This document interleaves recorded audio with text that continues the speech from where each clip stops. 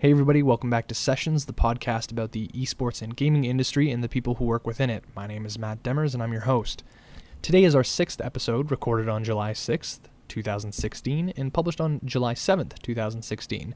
Today we're going to be talking with Daniel Tafokints Lee, who is a community leader within the Super Smash Bros. Community, doing statistics, commentary, writing, just about everything.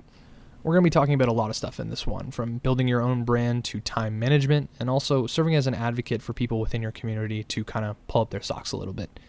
Thank you guys again for supporting the podcast. Sessions is about the humans, not the handles.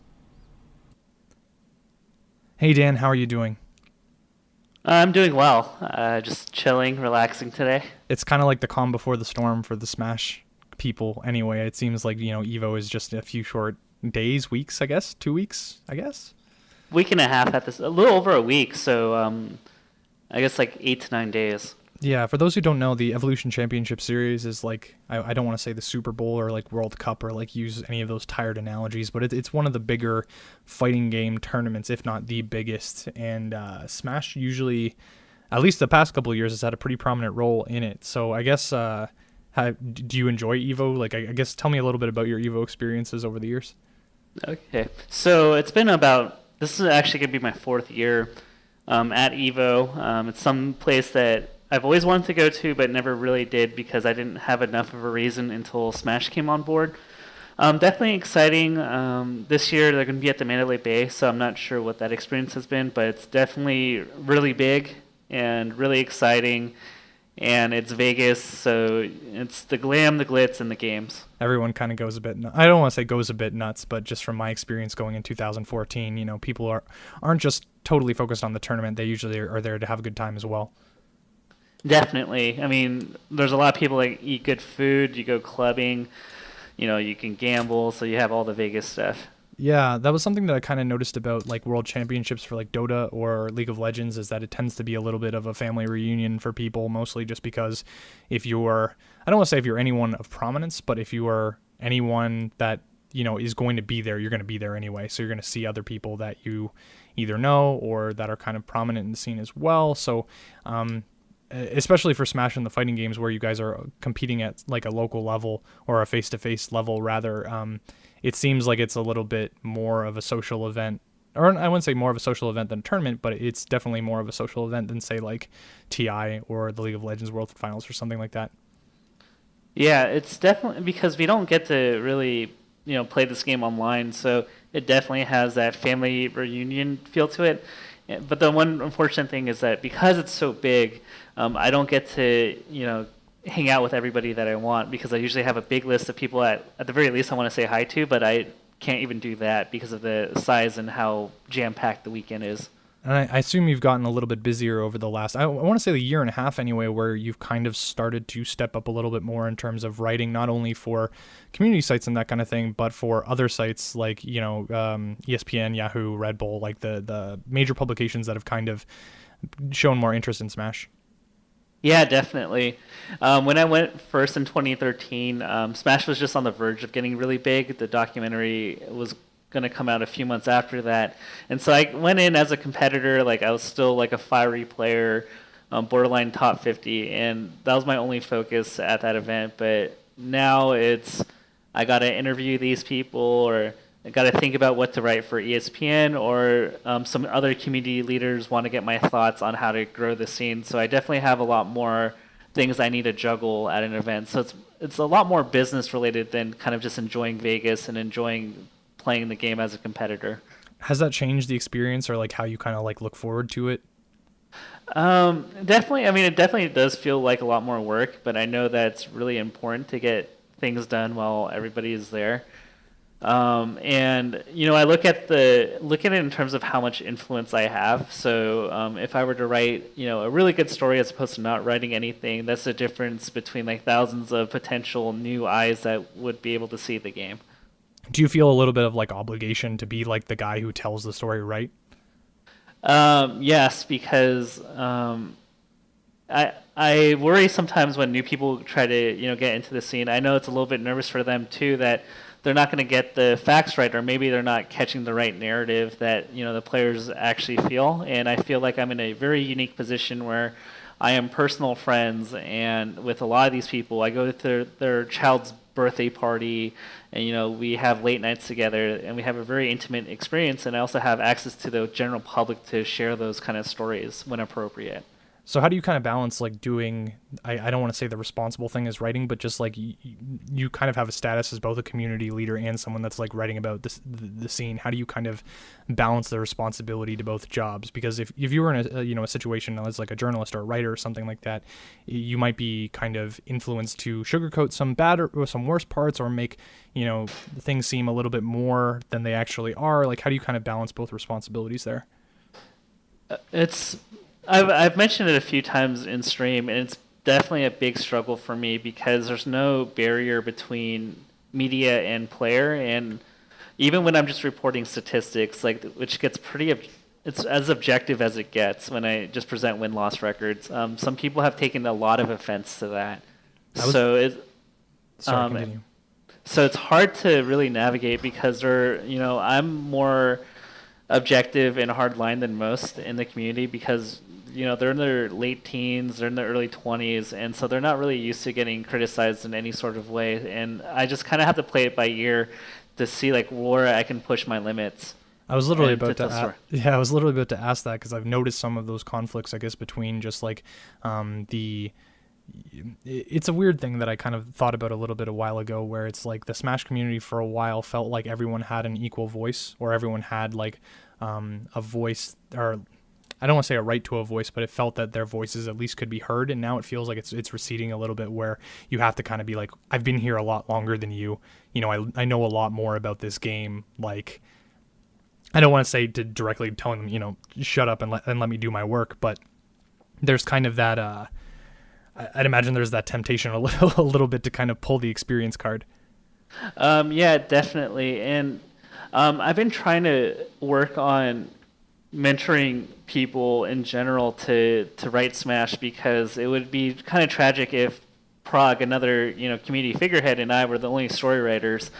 And if we were the only two, there would be a massive void because there's no way we can possibly cover everything. So like the strategic thing, if we really care about the community beyond our well-being, to have like a quote-unquote stable job, we need to equip as many people as possible that are already talented writers but may not necessarily have the stories or the details perfectly aligned.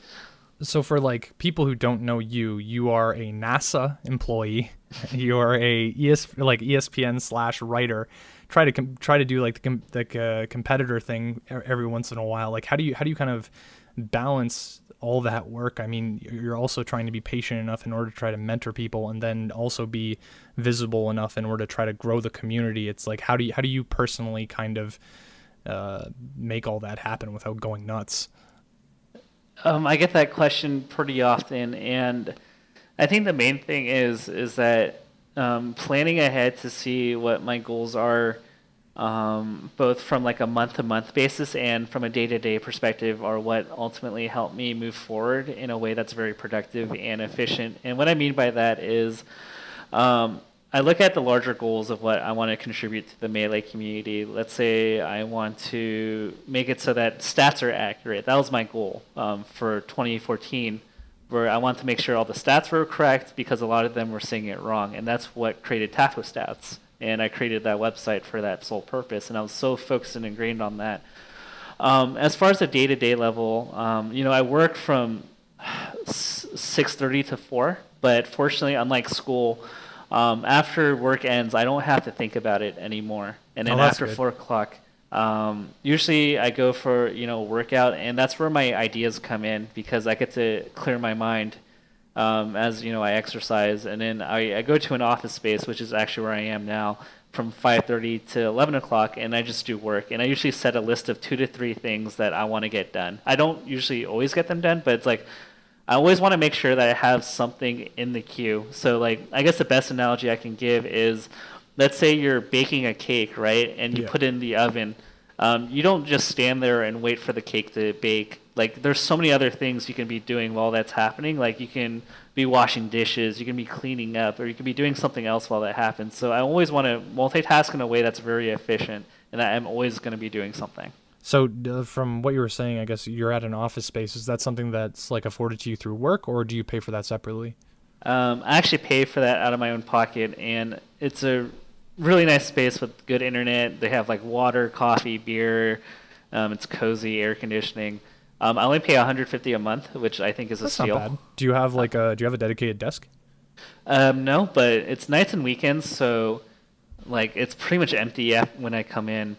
Oh, okay. Like Yeah. I know a lot about the co-working spaces and that kind of stuff. Like for people who don't know, like essentially it depends on the place. It depends on the city. Like it tends to be a little bit more furnished, I guess, in more tech-friendly cities where you could just pay, get either an office space, a desk, or just like a key into a place in order to be able to come and go as you need, and then you can kind of just work. Yeah, and that's pretty much what this is. And the reason why I even got this place was because my internet at home was so bad that I couldn't stream. And funny story, like Hafu, who's from Hearthstone, hosted me for 3,000 viewers, and my internet disconnected 3 times in the next 10 minutes. So I went from 3,000 to 1,500 to 300 to 100 in 20 minutes. And I was really upset about that. And I was just like, I can't stream at home. So initially, this was just so that I can have stable internet. Man, that's one of those things where you see like an opportunity and you're just like, no, please don't leave me. Just like it's just like a situation you can't control, and that's got to be like a terrible feeling. Yeah, that's exactly how I felt. And overall, this hasn't helped me a lot because it's created a balance of work life and home life. So there's some days where I go home earlier than 10 or 11. And now I treat home as home. Like I'll play games, I'll relax. And sometimes those boundaries are kind of messed up when like your space where you're supposed to be living and relaxing also becomes your workspace. Then it's hard to really unwind. And I feel like it's given me that benefit. I've always toyed with doing that, but at the same time, it's like I felt that it would be like you're saying you do stream from there. It's like for me, I wouldn't be streaming from like a laptop. Have to stream from a PC in order to be able to like play the games that I wanted to, from that connection. The problem is that like that isn't exactly a stream friendly environment. Like you're saying your place is a little bit quieter, but I can only imagine like you can't really guarantee that, So how have you kind of found streaming from like an environment that isn't like your home, where you've kind of got like, I don't want to say outside distractions, but there's always going to be people around, I guess. Well, I mean, it seems like I'm plugging at my own like office Yeah. space. So there's like individual booths that Oh, that's you cool. can go into, and normally like you kind of have to pay a premium for that. But given that the times I go, which is after 6, there's no one there, I can just walk in and take a booth and just close the door and stream. I've noticed that you kind of do I don't want to say a lot of spontaneous streams, but like a lot of the Tafo Talks things just seem to be kind of spur of the moment almost. I'd imagine you kind of have like a list of topics you want to talk about, but are there times where you just like, okay, this is what the hot issue of the day is. I'm just going to rifle one out right now.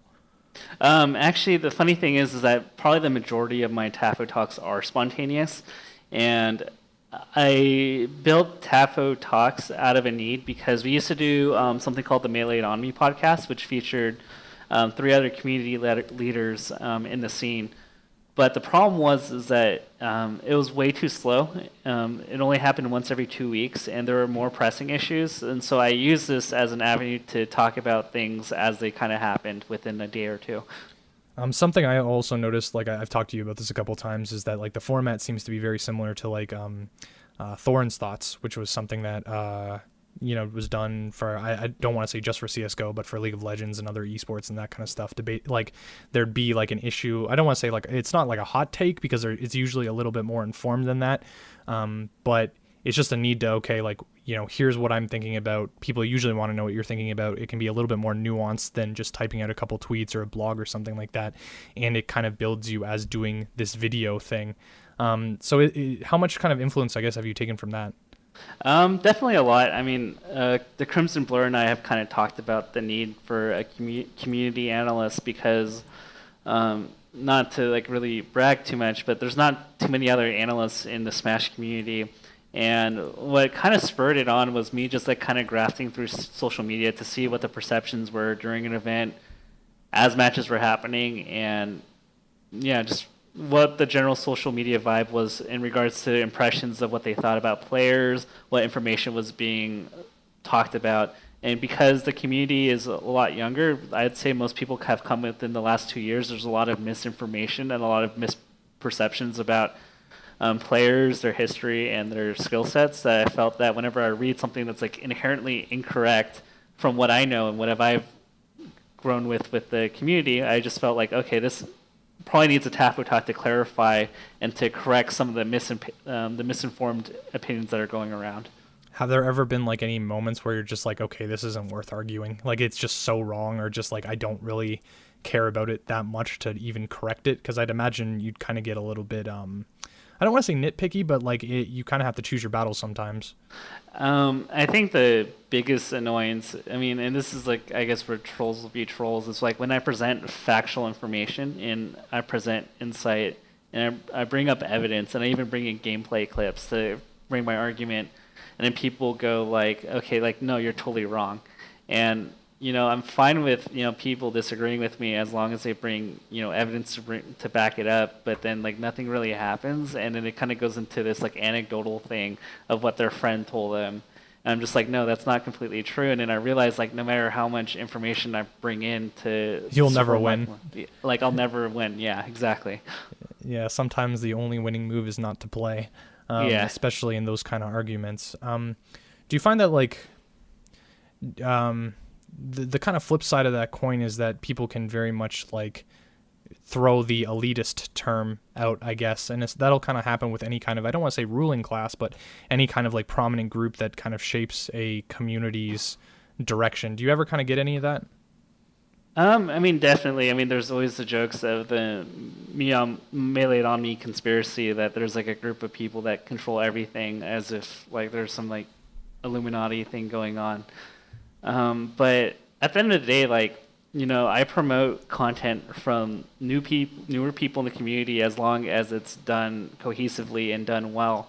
So like, and there's a lot of writers in the scene that I have, helped a lot in promoting their work, even though they're more recent. So like I mean, if it's good work, it's good work is the attitude I generally take, whether they've been in the community for a while or they haven't. Yeah, something I recorded an episode with Prague a little while ago, and I think we're going to be re-recording it soon due to some errors, but we talked a little bit about Melee It On Me as a hub and how it kind of came to be as just like a place that needed to be addressed, or like for issues that need addressing. It kind of spurred from this pot splitting controversy and kind of just like took on its new life. But I guess I wanted to ask, like, how's your experience been like with that kind of unified group? Because normally when a community, a games community, it's usually dependent on the developer or dependent on something else. And it's like, as much as the Illuminati joke is there, it's kind of like, well, you guys did provide a very core environment for people to grow. Like, you sponsored players until they got their bigger sponsorships with other teams. You kind of provided like a community forum, or at least like a stable head. And it's like there was someone kind of guiding the Smash Brothers Melee ship, and it was kind of that podcast. So I guess I wanted to ask a little bit about just like how the experience with those group of guys was. So I actually joined a little bit later. So Prague and a few others were the founders of it, and that's due to pot splitting and all that fun stuff. But I recognize that we didn't have much to unify. So like something as big as that, Nick Allen would say like that's a $25,000 fine to CLG or whatever. We didn't have that. And the reason why, like, I recognized from an early standpoint, and part of the reason why I was so interested about joining Melee It On Me was that there were many issues that, like, I thought could have, or many things within the community that I thought could be better, but I didn't have the voice to do it. Because back then, like, I was just a player, like, I ran some tournaments, but I didn't have influence to, like, sway anything. And so I recognized that if I could partner with Melee It On Me, then like some of the passion projects I had, could get more leverage, and I felt like it would be a greater improvement to the community as a whole. I think a lot of people are kind of in that position where they look at their ambitions or whatever, and they don't feel that they have a voice, or I think that's what a lot of people think as their like first step is, make sure that you can get an audience and then use that audience to do, whatever you need to. So besides just like merely being visible with them, like, was there anything in particular that you felt that you needed to do or you did do in order to kind of become prominent within your scene? Yeah, and I think easily it was probably SSBM rank. So that's what actually started my relationship with Melee on me, where shortly after they started, I looked on ESPN.com and I saw that they did something similar, and I thought it would have been really good because we didn't have rankings for at least a good 3 to 4 years. And I thought it could generate discussion, give us a framework for narratives. And so that's what actually really sprung me up into like having an influential voice in the community. I think a lot of people just kind of, I don't want to say a lot of people, but it's usually a great point of debate whenever they come out. And for the people that don't know, basically, it is a 100-person ranking of a yearly, anyway, of Super Smash Brothers. I don't want to say professional players, but prominent players anyway. Not all of them are sponsored or doing this for a living, but usually players who are trying to reach a certain level of competitiveness or, a certain level of results, there is just like I think it's top 100. Correct me if I'm wrong. Yeah, it's top 100. Cool. So when do those come out every year? I want to say it's been a little while since the 2016 ones came out. December usually. So it's just traditionally like the end of the year, like here's who's improved or here's where they end up or that kind of stuff. Yeah, and usually I do it around that time because of the holidays. There's usually a lull in kind of big tournaments because like every point of the year otherwise there's like another tournament, and the turnaround time to get the ballots done and create the content is so long that like it would kind of suck if there's like 2 major tournaments that like dramatically shift the rankings and the perceptions of players. I think like that's the interesting thing across all esports is we may not have an off season that's like formal, but usually around either the Western New Year, Christmas, or around Chinese New Year for other more Asian centric games. It's like there is a definite like, okay, here's a pause. Let's just everyone go home to their families, relax a little bit, and then you kind of have an opportunity to kind of reflect on while it's quiet.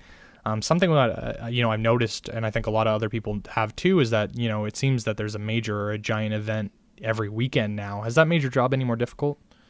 Yeah, but it's like more exciting. So it's give or take. Like it definitely gives me a lot more content to write on ESPN. So that's always a nice thing to have.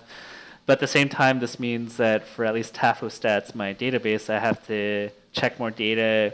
I have to watch more film to see what players are doing to optimize their gameplay. So it's a lot more maintenance work week by week. I was going to say, especially when you're taking on a large project like that, there's got to be moments where you're just like, oh man, I don't want to watch Smash today. But it's like, in order to reasonably keep up the database or keep from getting too far behind, you kind of got to. So have you ever kind of gone through that kind of feeling?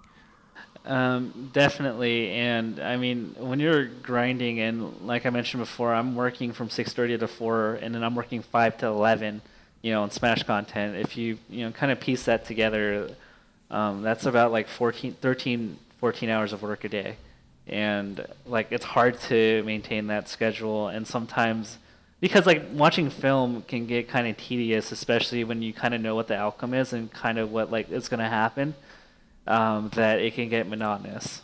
Yeah, definitely. I mean, like it's a self-drive issue, but I guess at this point now, like you were saying, ESPN, I've written for them too. They provide a freelance rate or any of the other sites or that kind of thing. So at least you're kind of getting money for it now. But how did you kind of keep yourself going when that kind of wasn't an option? Oh gosh.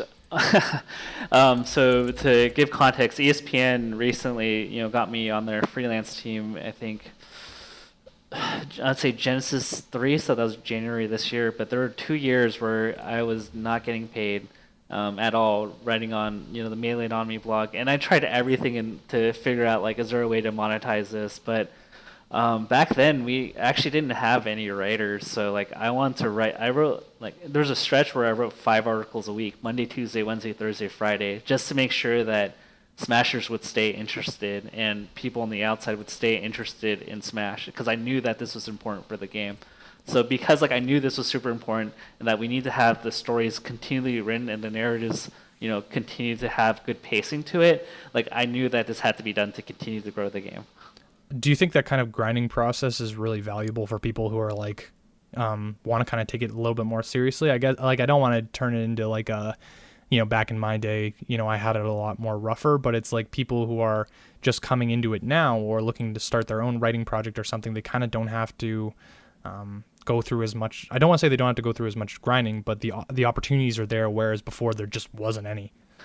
I think it's always important to grind because, how many, you don't, even though there's more like opportunities to write things, like there's only a handful of writers writing for ESPN right now.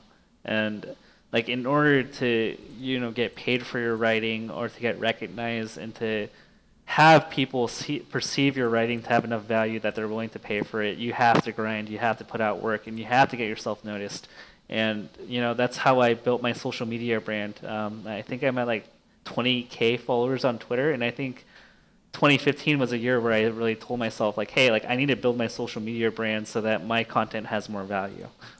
I mean, like, yeah, that's just like, I can kind of see, like, I've heard a lot from people who are just kind of starting out and they feel a little bit intimidated because there's, there's a perception of just like a first mover's advantage where it's like, okay, like there are these people that are now entrenched as experts in the scene, either, oh, I'm not going to be able to get to their level, or, I'm not as experienced in the type of information. Like imagine someone who's trying to like, eventually write for ESPN about Smash one day, but they don't have as much of a mind for statistics. It's like, what do you kind of tell those people just to like get them working? Like for me, I think a lot of it is just, stop worrying about all of this stuff and just work, just focus on the work rather than the context of it. That's a pretty good question. And I think honestly, like I've carved a specialty niche as the stats guy, so that's what people come to expect to me because that's my expertise. But like, I think the best analogy I can give is like commentary, and like everybody has their own style and their own niche. Scar's a storyteller, Prog's a storyteller, D1's a hype guy. I'm an analytical guy. Webbs is an analytical guy. Like there's so much in the realm of writing and creating content that you don't have to know stats. There's so many other ways you can go about it.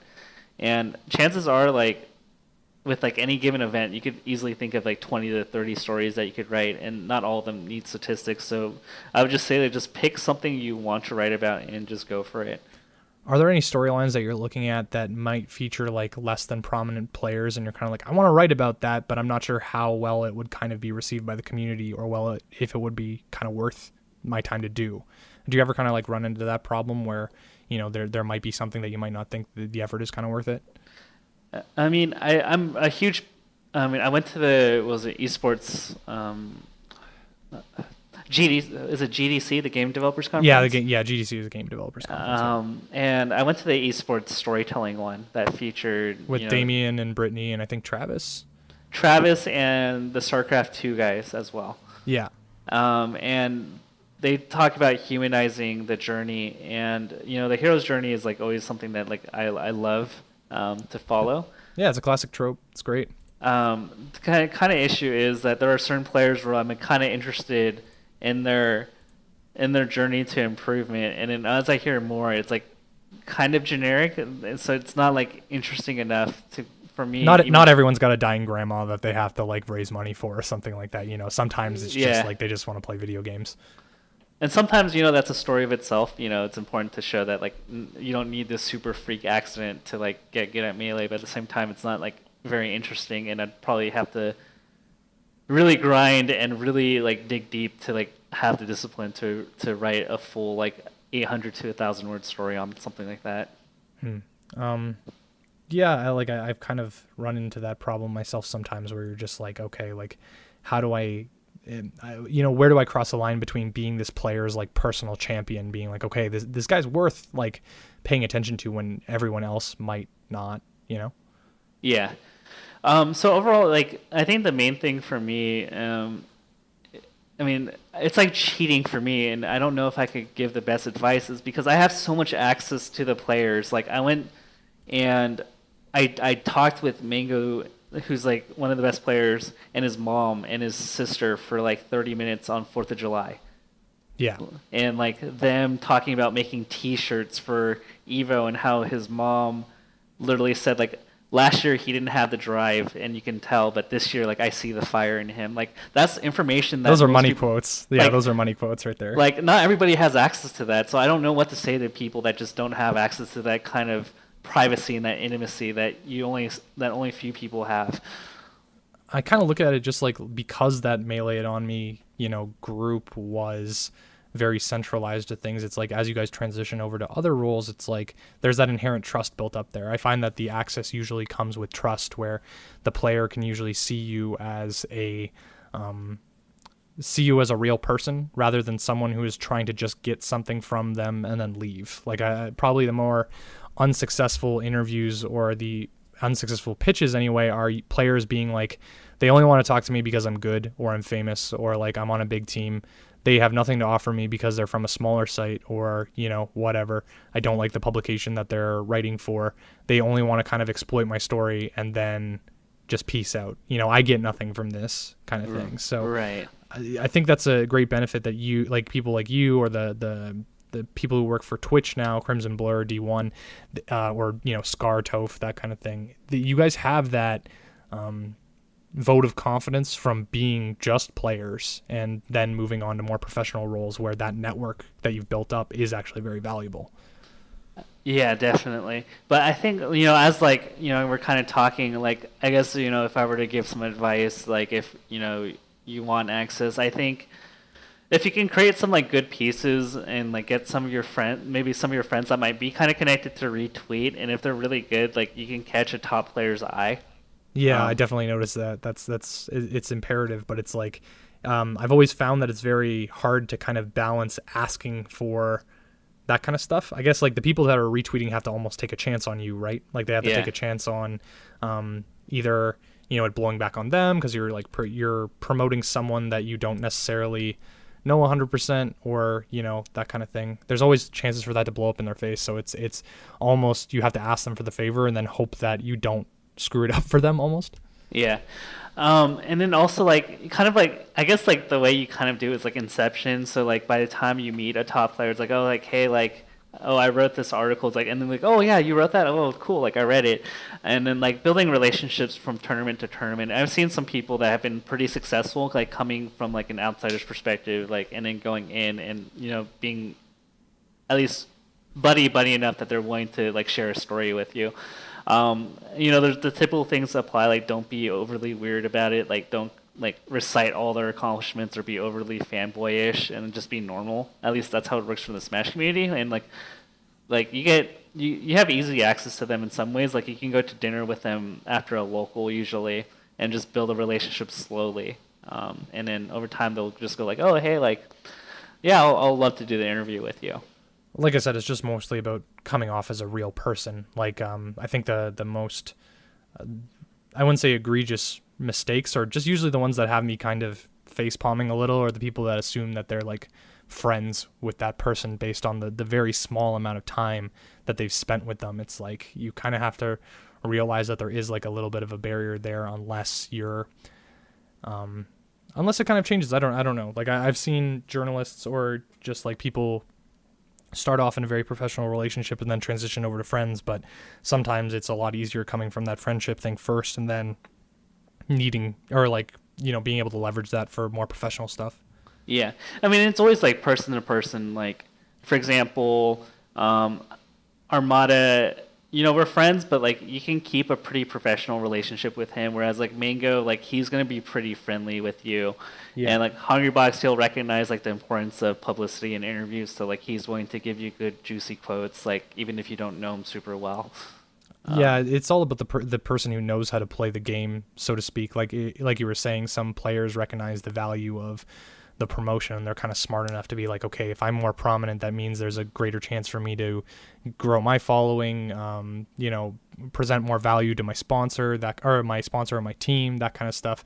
And they're able to kind of do that. But how do you have you ever found any kind of difficulty with the unsponsored players or the people who may not be trying to like make Smash their career? So, I mean, I think I'm in like a very, fortunate position just because of just like security, that if I have to overly go out of my way, then I just don't think it's worth my time. So this is usually the people that kind of blow me off or, on agreements. Then usually I kind of put them on a mental blacklist saying like, hey, like this guy blew me off 3 times. Like I'm not going to, try to bother with this unless they specifically ask me for something.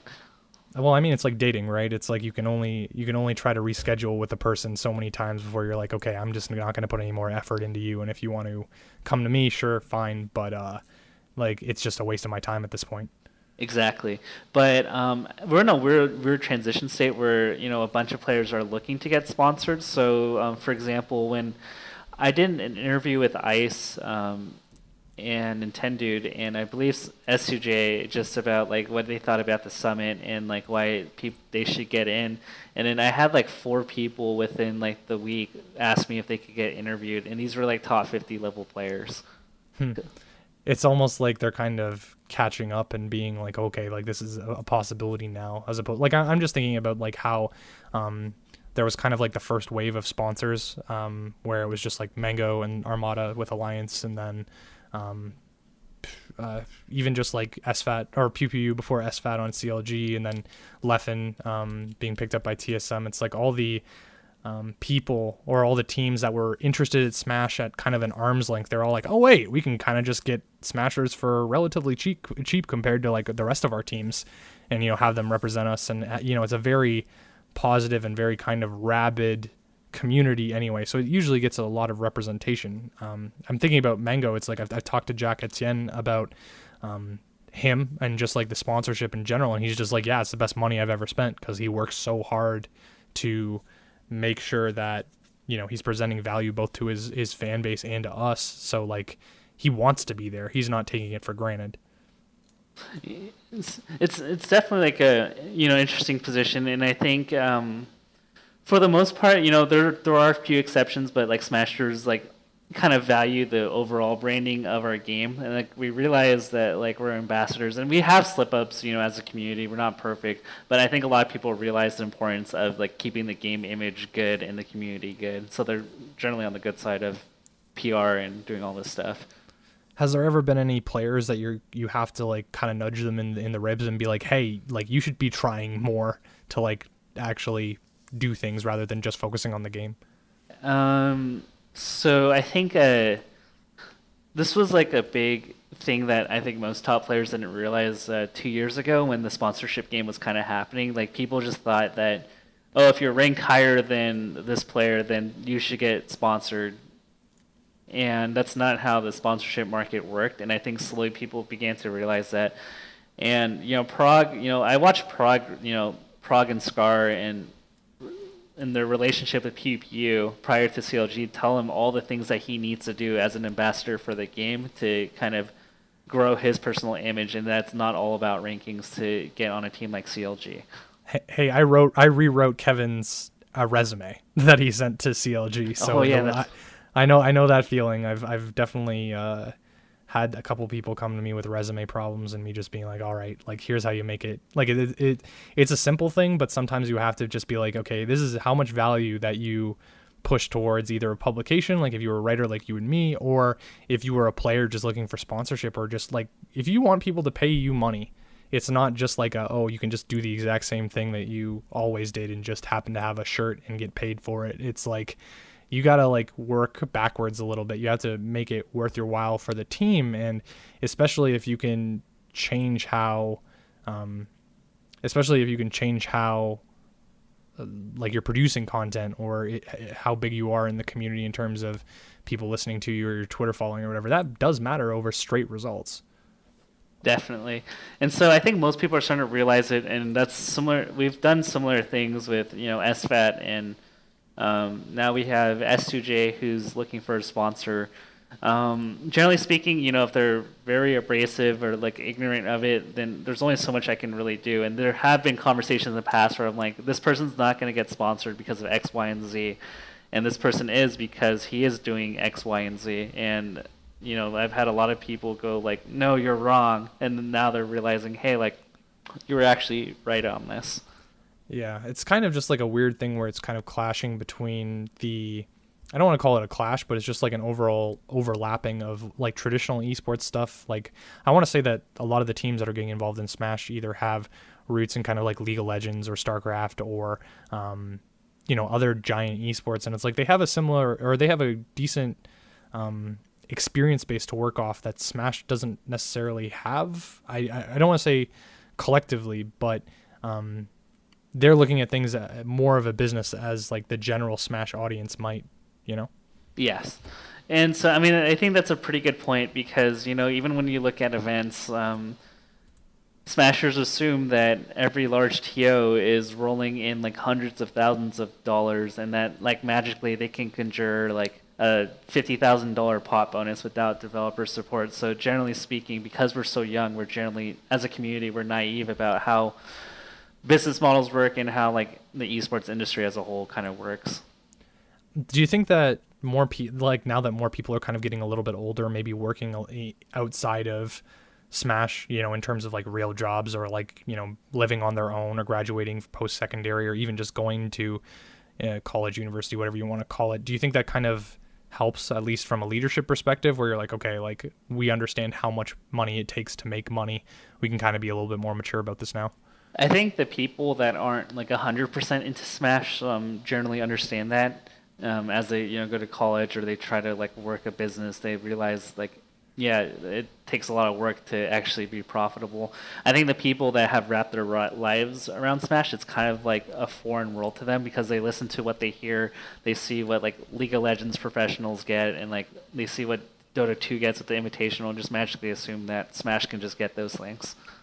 It's just like a weird entitlement. I don't want to say entitlement because I think that's becoming increasingly like this word that spurs just a very violently negative reaction to it. But at the same time, you have to be able to put things on a hierarchy. And I think Smash is at a really good place in the sense that a lot of other esports kind of love watching it or love kind of participating at it, either at a casual level. Like, there are people on the Alliance Dota team that are really good at Smash, or people, I get more Smash practice at Dota events than I do, in my backyard kind of thing.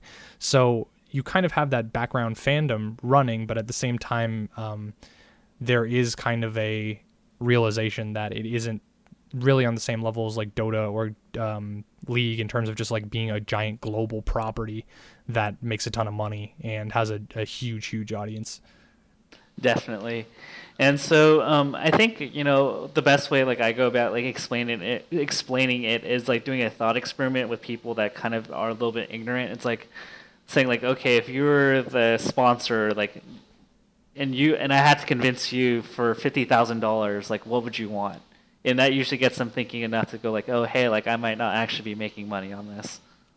Yeah, exactly. Or just like, I'd imagine with sponsors and stuff, there's a lot of stuff or a lot of criticism with, I think, a lot of the, the stream sub goals and stuff like that to get players to certain tournaments. The argument is, shouldn't the teams just be choosing where they go or like paying their entire way? But it's like, especially with Smash, where there are events so frequently, you can't just expect to be a player and go and be like, okay, well, I want to go to XYZ tournament, or you just buy me a plane ticket and I'll see, or like, I'll give you the receipt or something like that. It's like you have to be able to convince that team that you're going to place well, or you're going to be visible, or it helps if you're going to be getting on commentary or something like that, or just being able to justify the trip. I guess it's almost like a weird thing that you don't really experience until you get on the inside. Right. And so I think people are learning, and hopefully people stay informed of the landscape. And at the end of the day, like, it's not like I'm trying to be a stickler. Like, I do dream of a day where Smash, where more players can go full time, commentators get paid, content creators get compensated, and event organizers don't go red every event. And hopefully that happens one day. It's certainly not today, but maybe in like a couple years. Not trying to be a pessimist or anything, but like there's one thing that I kind of think of where it's like you guys don't have that developer incentive, mostly just because of Nintendo's relationship with Melee, but also because things like League of Legends microtransactions or Dota microtransactions don't really don't really make esports or the running of esports just like a marketing expense. So it's like, how do you guys eventually, like, I guess I'm asking you this hypothetically because if you knew already, it would probably be in motion, but it's like, how would you guys generate the revenue needed to like kind of support all these logistics where you don't have that developer support, you don't have that kind of the revenue being generated, I guess? It's something that I think about a lot. But I still think there's a lot of potential for I guess more lifestyle brands to really partner with us. I'm not really talking about like the Logitechs or Razors that, or like the HyperXs that. Because like, what are they going to sell? Exactly. It's like you can't sell that much. But still, like most, the age demographics does warrant that maybe there's not as many direct conversions to like buy a mouse as a PC tournament. Like the demographics still apply that there may be some market value, but I think overall, like you look at Juggle guy who runs Big House or the Genesis 3 guys, and the one thing that they don't really know how to do very well is create a sponsorship deck and aggressively pursue business partners. And when I look at Dota, for example, or the Smash Summit guys, Greg Layard. Yeah.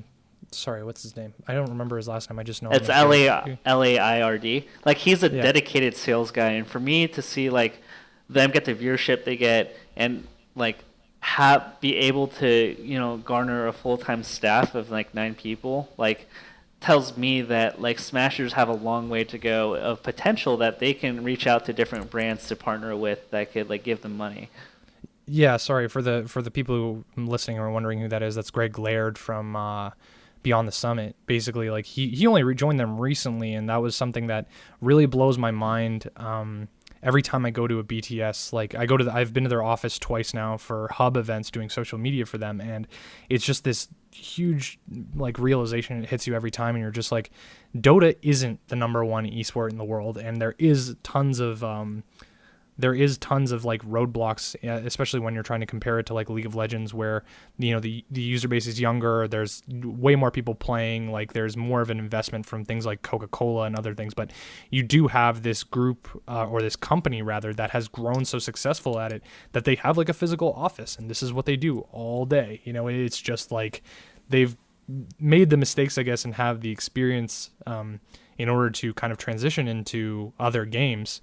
And especially with Smash, like that was the thing, is when they announced their first Smash tournament, I was like, okay, this is like the perfect matchmaking system, or like the perfect match anyway, because Dota is very much a self-start community. It's like if you got the ticket rights, you can make your own product around it. And then they just kind of like transitioned over to Smash. So I guess maybe the next kind of question where we can switch over to is like, how have you found their like Beyond the Summit's involvement in Smash anyway? Has it like changed anything across the board, or is it just kind of like this one outlier system? I mean, I think it's at least for the players, we talked about, entitlement in one end, but like in some aspects we're not really that entitled. We don't really know what the experience is like for, other esports. We were happy with just a fridge full of water and like In-N-Out burgers. Which really isn't, it's not that much money. Yeah. And but at the same time, like I think they realize like, hey, like it is nice to have an event that caters to top players, because like at other events you see Mango in 3-hour lines where he has to sign autographs and take selfies. Yeah. And go ahead. No, I was gonna say that was the thing I told Kevin or Pew Pew before the event. I was really excited that he got to go, because from my experience with their Summit series of Dota tournaments, where essentially they have the entire tournament played in their house, they put up the talent and teams in hotels and then just ferry them back and forth like they did with the Smash Summit. I basically told him, I was like, this is going to be basically the most lucrative Smash Fest that you've ever been to, because the air is like they're gonna make you look good on camera. They're gonna feed you.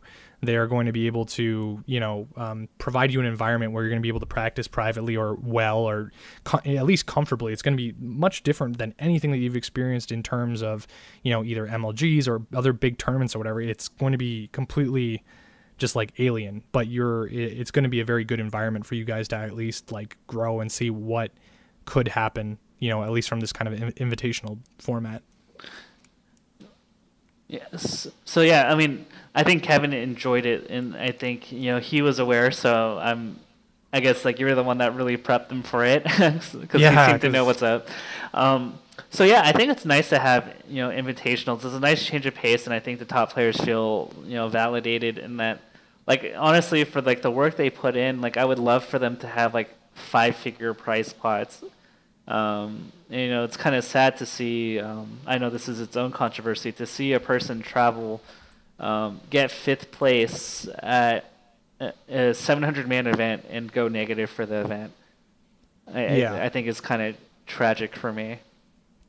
Yeah, this kind of reminds me of something that when this whole Beyond the Summit thing was happening, there was like a little tiny backlash about like, oh, they're big esports, like why do they suddenly care about us now, or something like that, or people were kind of worried that they were going to lose the Smash hominess of it. And I remember making a tweet just basically being like, Beyond the Summit are the type of big esports that you want to have like at your on or having your back, I guess, because they know what it's like to preserve the humanity, or at least preserve the heart of like a community. But someone responded to me and was just like, which really kind of hit home a little bit, where he was just like, I'm going to tournaments and I know that I'm not going to be leaving pools. I know that I'm only going to be going 0-2 or whatever. But it's like, if the tournaments start catering more to that top echelon of players, I fear that I'm not going to have as much fun at tournaments, because so much money and so much attention is going to go to the top players that my experience just as a person going to the tournament is going to just suffer. And that is the first thing that's going to go. And it kind of got me thinking a little bit, and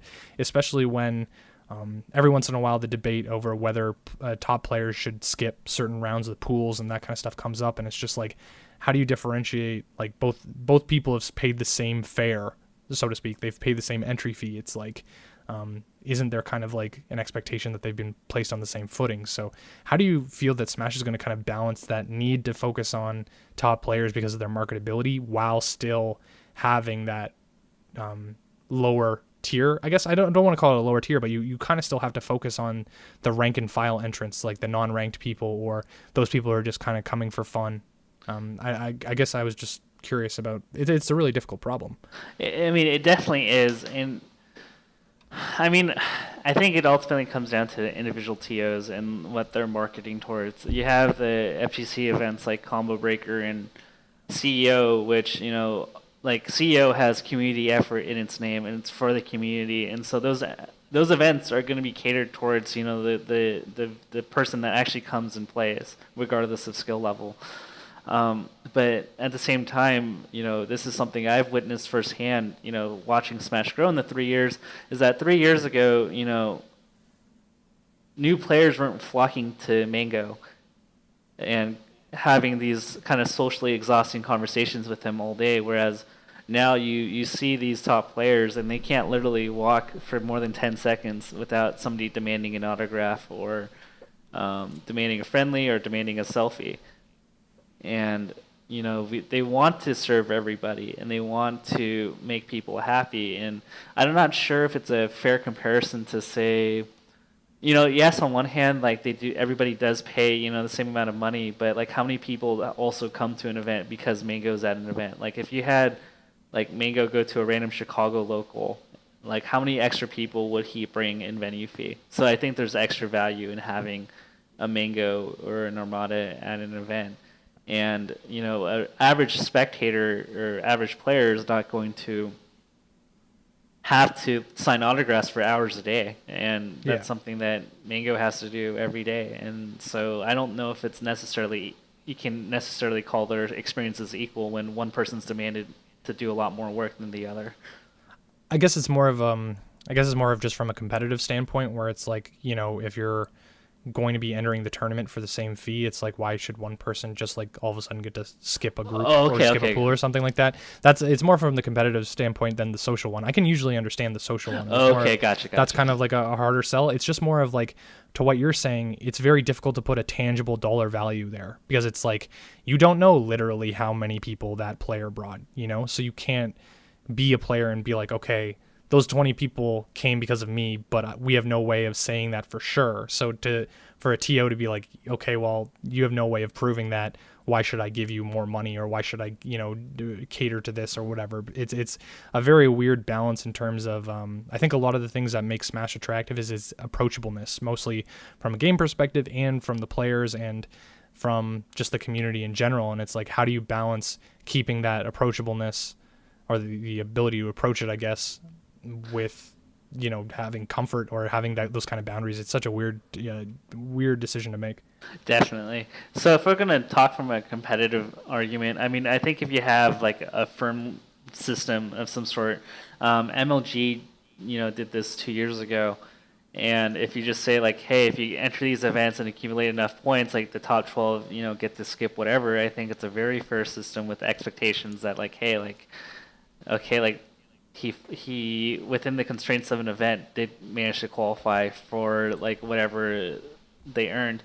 And it's something that, happens in other, esports like Magic the Gathering, even their card, which is technically not an esport, but like they offer kind of 2 to 3 round floats based on how well they did during the year, and having a circuit of some sort where you get points is not a brand new idea by any means. It is, but it's at the same time, it's like that kind of system or agreed upon system would require a degree of like coordination. I wouldn't say a degree of coordination, at least between like the organizing bodies. And since there is no like organizing body of Smash, the closest thing you have is like the TOs who are talking to each other, but then it depends on the network, right? It's like you'd have to agree on like a agreed upon system. And it's whenever you're trying to do that, at least from a community standpoint, you have to have everyone on board, because if someone isn't on board, all of a sudden it throws the entire system into whack where you could have 12 tournaments and 11 tournaments are in the system, and the 12th one is like, sorry, whatever. And then that throws the entire thing out of whack because players might not want to go to that tournament if it's not within the system. And then, say if it disadvantages them schedule wise or something like that, it just becomes like this giant political. It becomes a political thing because like everyone wants to make money. Everyone wants to make sure that their event is doing well or is able to like keep going anyway. Everyone wants at least to break even, right? So, that's just I'd imagine it'll probably solve itself as Smash gets a little bit older. Definitely. And, I think to be viewership is like one of the other things. And I think part of the reason that Genesis also floated was they ran exhibitions for the top players and forced like Mango to do 2-hour meet and greets. So I think my thing is that if a person like Mango has to do crews, which is benefiting the stream and viewership and their branding, has to do a 2-hour meet and greet, then there has to be some sort of compromise. Yeah, there's like the difference between forcing them to do it and then like I guess doing it voluntarily. And from my experience anyway, most players do not want to do those exhibitions or do not want to do those kind of crew battles because they could be getting either better practice or just like sleeping or eating or any of that kind of stuff. Right.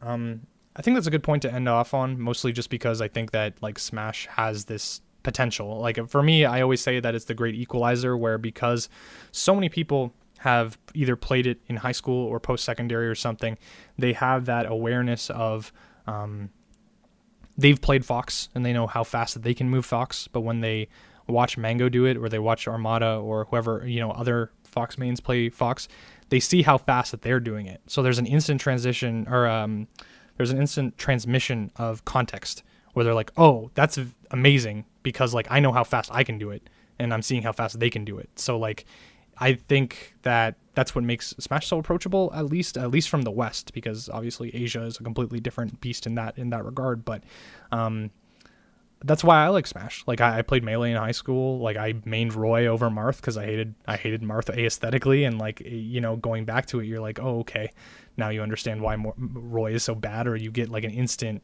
appreciation for the people who can optimize and make those characters move just so much faster, so much better, and do crazy things with them. I don't really know where to ask you a question off that, but is that something that you kind of like agree with, or like am I just talking out of my ass? Or I mean, I think you bring up a point, and that's one that appeals to Smash is that, and I talked to Hotbid from ESL a lot about this, and he pointed out the importance of being able to distinguish skill levels. And like a person is doing something really special right now, and I think that's one of the beauties of Smash is that you can easily contextualize that like what they're doing, took a lot of effort and practice to do. Definitely, and like because it's just like a giant community effort, you kind of it's very visible. Like it's very difficult to kind of like do all these like in the lab training, especially when you can't do it against computers reliably, or you can't like hide under a Smurf online or something like that. Yeah, so it's so I think it's one of the things that's like easy, to appreciate, even if it's like, I think it's one of those things where like, I think some some people, will get into it, but like it's, really hard to because of the amount of like dedication you need to even just kind of move around. But, it's always going to be a fun game to watch. Definitely. I think that's a good place to end off. Dan, where can people find you on the internet? Okay, so Tafokints is my Twitter, and that's also my Twitch. And if you want to see YouTube content, it's just on the Melee It On Me channel. Nice. That's always a good place. I think like that's again a good thing about that kind of relationship is that you guys have all kind of like things still get put on that channel regardless of whether it's like a solo effort or something larger anyway. So it's a really kind of a really good community hub.